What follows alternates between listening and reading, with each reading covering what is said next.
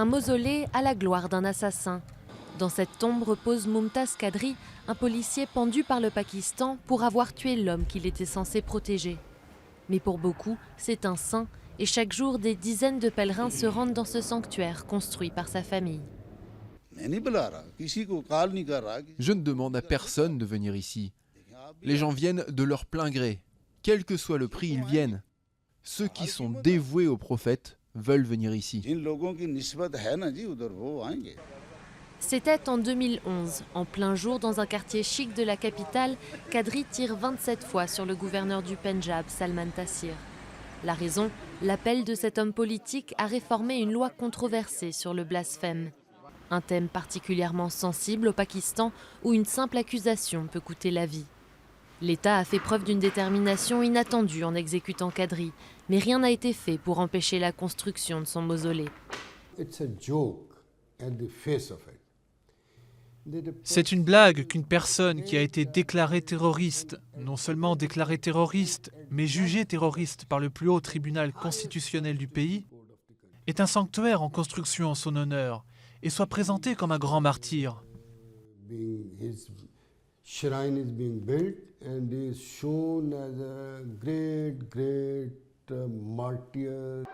Pour les soutiens de Qadri, son geste était à la fois courageux et justifié. Ils sont descendus dans la rue par milliers suite à son exécution pour crier leur colère. Muhammad Noman a traversé le pays pour venir rendre hommage à son héros. Grâce à Dieu, il a sacrifié sa vie pour notre foi. Que Dieu l'accepte et nous donne l'opportunité de donner notre vie comme lui. Le Pakistan affirme lutter contre le terrorisme qui dévaste le pays depuis plus d'une décennie. Mais il peine à s'attaquer à la racine du mal, l'extrémisme religieux. Cette difficulté à agir, illustrée par l'inaction des autorités face à la construction d'un tel mausolée, s'explique en partie par la peur de créer des tensions avec les puissants partis islamistes.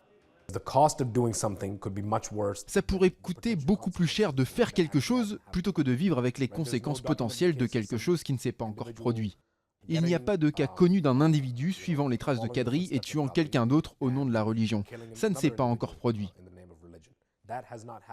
Mais ce que nous savons, c'est que si le gouvernement prend des mesures contre ce mausolée, il y a de grandes chances pour que ce soit l'anarchie dans les rues. Le mausolée a été construit grâce à des dons et les proches de Qadri prévoient d'y ajouter une école coranique quand ils auront les fonds suffisants. De quoi former une nouvelle génération qui pourrait à son tour présenter un défi pour le Pakistan, toujours en guerre contre le terrorisme.